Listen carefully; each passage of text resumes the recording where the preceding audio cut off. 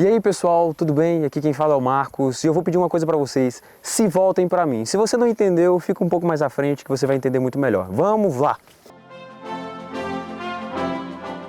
Tudo bem pessoal, então o que acontece? Eu sempre gosto de iniciar as minhas lições avaliando a capa, para saber o que quer dizer a capa, por que ela foi feita. Eu creio que os designs dessa capa, bem aqui, que vocês vão estar vendo agora adiante, né? Eles foram muito artísticos, eles querem dizer alguma coisa já com a capa. Já com essa capa a gente consegue aprender muita coisa, tá? Eu sei que vocês podem ver aí do lado um sacerdote, né? A gente já consegue entender muita coisa, ou seja, há uma intercessão, há um ministério aqui de Cristo já aparente para nós, né? Entendermos o que isso significa. Já temos aqui a representação do profeta Zacarias. Eu sei que é a representação do profeta Zacarias, porque eu já li a lição, eu já sei do que é o tema e eu creio que você também, né? Então eu sei que isso aqui é a representação do profeta Zacarias. Já temos aqui ao lado a representação da cruz. Já conseguimos entender, né, de que a cruz é um símbolo de misericórdia, um símbolo de amor, um símbolo de sacrifício do nosso grandioso Pai, né, que morreu por nós. Já de cara, já conseguimos ver ali o título, Voltem para mim. O que isso significa, vocês vão ver adiante, tá?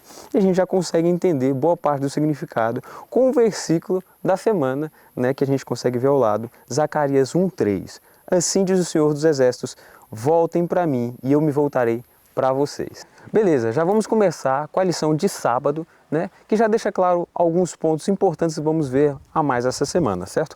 Bom, já conseguimos entender que o povo de Israel está muito distante de Deus e por amor a esse povo, o próprio Deus instrui um profeta, né, para realmente nos trazer luz, nos trazer discernimento, para conseguirmos entrar de novo nos caminhos do Senhor. Já conseguimos nos ver nisso, né, como raça eleita, como povo eleito de Deus. Deus se preocupou em trazer um profeta para a nossa vida, para que realmente possamos nos aproximar dele em exatidão. Correto? Bom, já passando para a lição de domingo, conseguimos entender várias coisas. Tá? Já começando com a lição de domingo, a gente consegue perceber que aqui fica a maior parte destrinchada da lição da semana. Tá? A gente consegue perceber muitas coisas essa semana da história de Israel, como Israel se afastou do povo de Deus, como realmente, né, foi essa questão, a visão de Zacarias, foi as mudanças de vestes, né, que a gente consegue perceber. E Deus, ele se preocupa principalmente em se reconciliar com o seu povo. E ele mostra que nossas vestes estão imundas, estão sujas, estão, né, enfim, manchadas pelos nossos pecados, tanto os nossos pecados quanto os pecados dos nossos antecedentes, né? Adão, por exemplo. Bom, é engraçado que na Bíblia, várias vezes tem uma representação de vestes.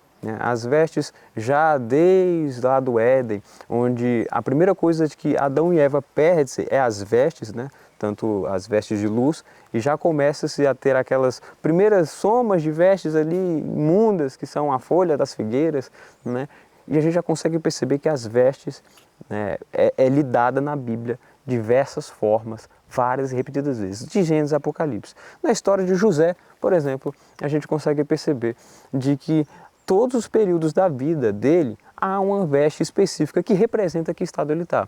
As vestes, quando ele era um filho exaltado, ele teve vestes coloridas, uma veste exaltada, uma veste de privilégios, né, que era justamente o que dizia-se a história de José. A gente consegue perceber as vestes dele, a Bíblia faz questão de detalhar as vestes quando ele foi escravo, as vestes quando ele foi servo, as vestes, né, em que ele realmente foi o próprio governador do Egito ou foi preso. As vestes é algo que representa o estado em que nós pertencemos. As vestes é justamente uma extensão de nós mesmos, né? E aqui a gente consegue perceber na visão de Zacarias as vestes ruins, né, que Josué estava repleto às suas manchas, certo? Passando para a lição de domingo, agora indo para a lição de segunda, que também é um complemento, é lógico, de domingo. Inclusive a de domingo é o resumo de toda a lição. Se você não estudou domingo, você não vai entender nada da lição. Então é importante você estudar cada diazinho da lição, certo? Já a lição de segunda, a gente consegue entender que Deus, ele quer um povo. Bom, antes eu pensava muito bem, não faz sentido Deus olhar um mundo de 7 bilhões de pessoas e falar, não, eu quero só as pessoas de tal lugar que sejam o meu povo. É estranho, né? Você vê que o mundo repleto de pessoas, Deus escolhe só alguns. Mas há um sentido pelo qual Deus escolhe alguns. Deus escolhe aquele povo como ministro, para que mostre melhor do seu caráter para o mundo. Deus, Ele escolhe pessoas como eu, pessoas como você, para sermos testemunhas dele aqui na terra. Mas que não possamos nos contentar somente com isso. Mas Ele escolhe essas pessoas para mostrar para outras pessoas quem é Deus. Então, gente, se preparem, porque vocês são um povo, mas você tem uma responsabilidade como um povo de demonstrar o caráter de Deus, certo? E a gente consegue perceber muito bem isso destrinchado, né, na segunda-feira. Eu já queria pular para a lição de quarta. A lição de terça é só, enfim, curiosidades. É importante vocês lerem, tá? Mas a lição de quarta é interessante como ela aborda muito bem detalhadamente o caráter de Deus. O caráter de Deus, que é nossa responsabilidade saber e nossa responsabilidade ser semelhante a Ele, mostra como Ele age, mostra as intenções dele, mostra até mesmo por que Deus nos prova, por que Deus nos faz sofrer. E sim, gente, é por amor, é por misericórdia, né? Ele fez o povo de Israel, sim, ficar sem luz, se distanciou, mas por misericórdia, que não mereciam, tá? Por misericórdia, Ele falou, voltem para mim e eu vou voltar para vocês. Já passando para a lição de quinta, a gente consegue perceber o caráter de quem estava acusando Josué, Satanás, o acusador. É interessante como a lição ela vai falando para a gente entendermos quais são os passos dos nossos inimigos, do nosso inimigo, né, Satanás. Por quê? Porque ao percebermos a estratégia deles, podemos sair desse ciclo repetitivo de pecado. A primeira estratégia, eu queria destrinchar isso em 3 fases. De Satanás, a primeira estratégia dele é te fazer pecar. E nós pecamos, porque nós somos de natureza pecaminosa, pelos nossos pais Adão, pelos nossos pais da terra. Sempre estamos em pecado. Então Satanás ele faz isso, nos faz pecar. Logo, nós pecamos de novo, ou seja, pela segunda vez, nós pecamos. E depois pecamos mais e pecamos mais, o mesmo pecado. Isso nos cria uma sensação de dependência e escravidão.